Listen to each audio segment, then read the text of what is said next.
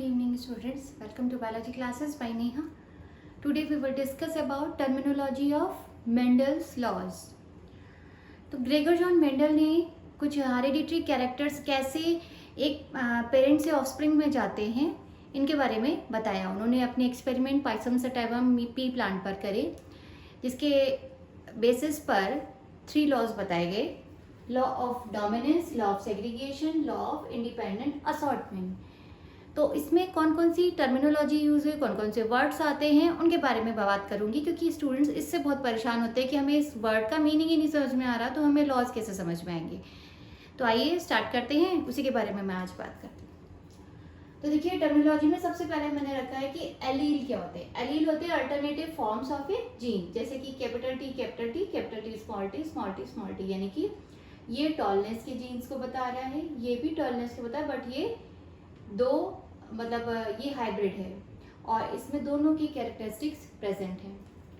और ये है रेसेसिव, यानी कि शॉर्टनेस का इसमें कैरेक्टरिस्टिक है.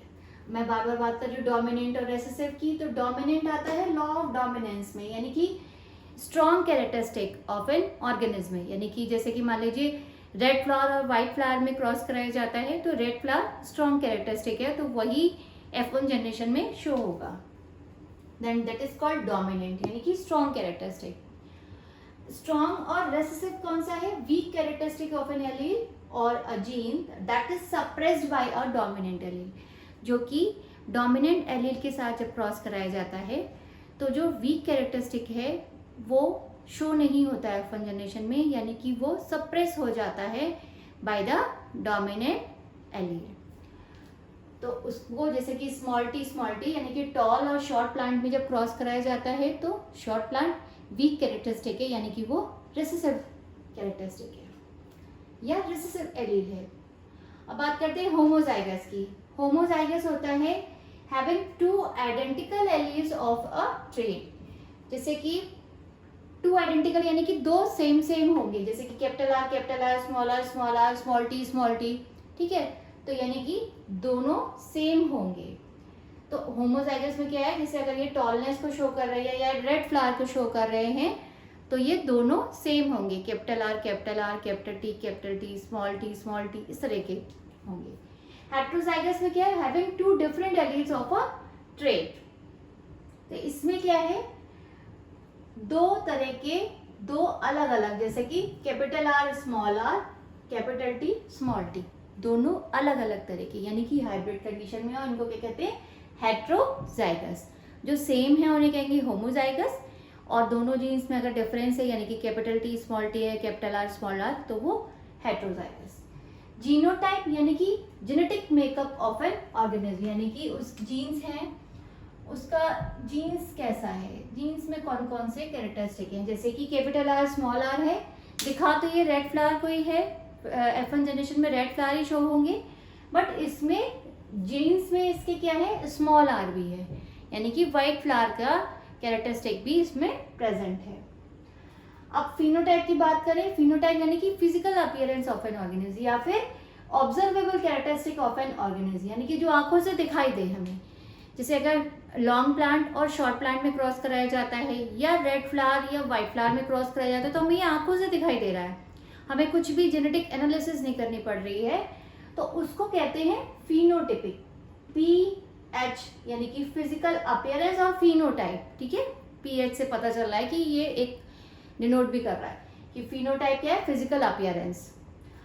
इससे उसको याद किया जा सकता है इजीली कि फिनोटाइप में क्या आ रहा है, PH, और फिजिकल अपीयरेंस में भी PH, तो ये फिजिकल अपीयरेंस शो करता है. गैमीट अ रिप्रोडक्टिव सेल यानी स्पर्म और egg that carries only 1 allele of each allele. ठीक है, ईच ट्रेट.